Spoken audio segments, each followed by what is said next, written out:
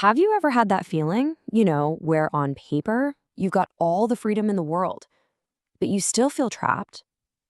Well, today we're going to dig into what real freedom means, and I'm willing to bet it's not what you think.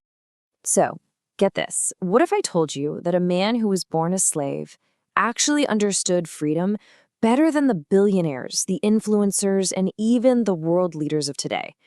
Just let that idea sink in for a second. He wasn't free because of his status. He had none. He wasn't free because of money. He didn't have any. And followers? Forget about it. He was free in the one place that actually matters, the one place no one could ever, ever touch. This is the story, and, way more importantly, the strategy of Epictetus. He was a man who had absolutely nothing, and yet he managed to master everything.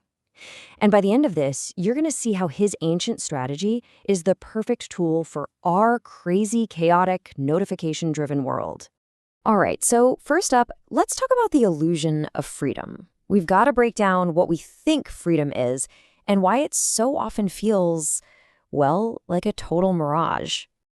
Let's be honest with ourselves. In a lot of ways, we have more external freedom than any other generation in history. Right? We can travel just about anywhere. We can buy pretty much anything with a click. We can hop online and speak our minds to the entire planet.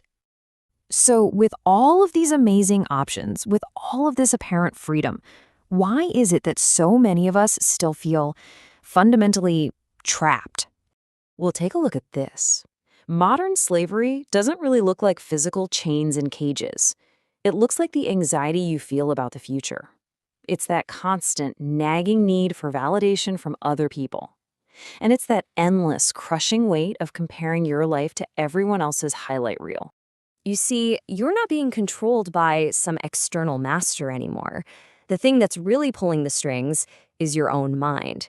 And this is the exact same powerful realization that Epictetus had over 2,000 years ago. So how on earth does a slave become the ultimate teacher of freedom? Let's take a closer look at the man himself, Epictetus. Okay, so he was born a slave in ancient Rome. I mean, literally, physically owned by another human being. And yet, he said something just absolutely shocking. He said, "You may fetter my leg, but not even Zeus can overpower my will." Just think about the sheer power in that statement. His body, yeah, it was controlled. His environment, it was severely limited, to say the least. But his mind, his inner world, that was completely and utterly untouchable.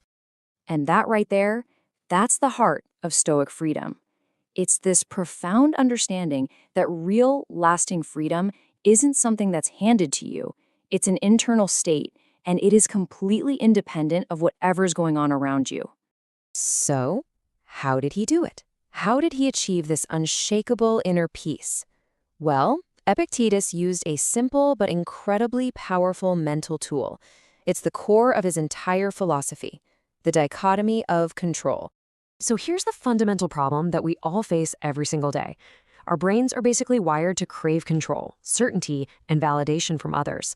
But what does reality usually give us? Yeah, uncertainty, chaos, and rejection. And this mismatch, this gap between what we want and what we get, is the source of so much of our stress and anxiety. This right here, this is the ultimate filter for your life. Epictetus realized that there are only two categories of things in the entire universe. On one side, you have what you can control, and it's a short list: your thoughts, your actions, and your reactions. On the other side, you have what you cannot control. And that's, well, pretty much everything else. Other people, the outcome of events, the past, the future, all of it. And here's the crazy part.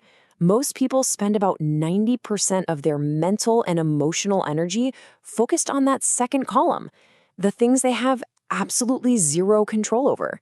It's like trying to change the weather by yelling at the clouds. It's completely exhausting and it is totally useless.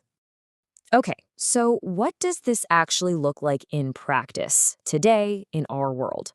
Let's really explore the mindset of a modern Stoic. First things first, we have to completely redefine freedom. It is not about doing whatever you want whenever you want, and it's definitely not about escaping all discomfort. Real freedom is simply this: not being emotionally hijacked by things that are outside of your control. That's it. That's the whole game. It's that space where you stop reacting on autopilot and you start consciously choosing your response. Just imagine Epictetus living today. He'd probably use social media, but he wouldn't depend on it for his self-worth.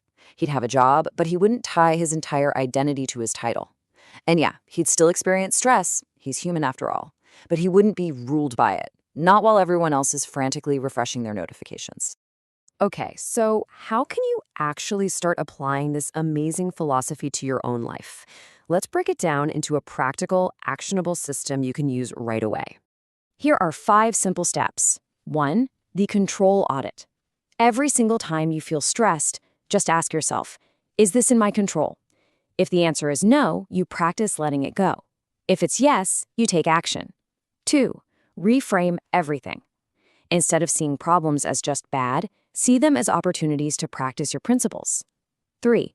Practice negative visualization. Now, this isn't about being negative.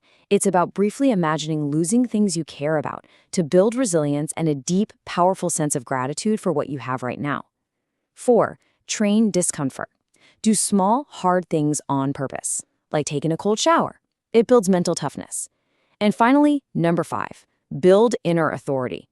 Stop outsourcing your self-worth. Start focusing on what you stand for, not what other people think.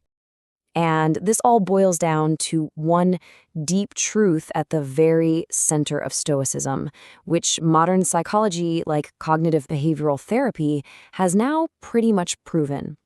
You are not suffering because of what happens in your life. You are suffering because of your interpretation of what happens. Here's a perfect, simple example of what that means. 2 people lose their job.